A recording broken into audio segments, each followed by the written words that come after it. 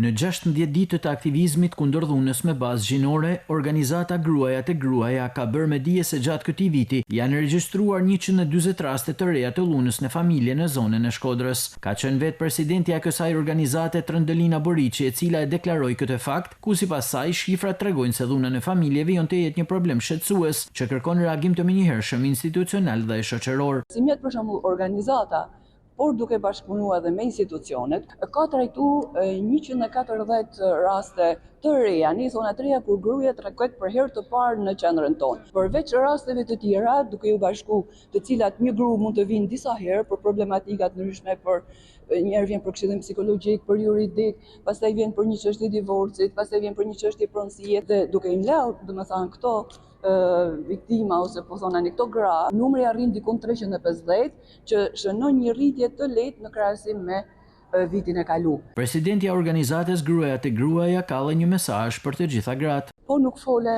nuk je ndëgjume dhe nuk je shpëtume. E mira është dhe duhet të jetë që gratë duhet të flasin, duhet ta denoncojnë. Në kuadër të 16 ditëve të aktivizmit kundër dhunës me bazë gjinore, organizatat Gruaja te Gruaja dhe Zyra për Djem dhe Burra, në bashkëpunim me Bashkinë Shkodër dhe Teatrin Migjeni, organizuan shfaqjen teatrore Andra e jetës. Shfaqja ka për qëllim të ndërgjegjësojë komunitetin mbi fenomenin e dhunës, duke përcjellë mesazhe reflektimi dhe fuqizimi për gratë dhe vajzat.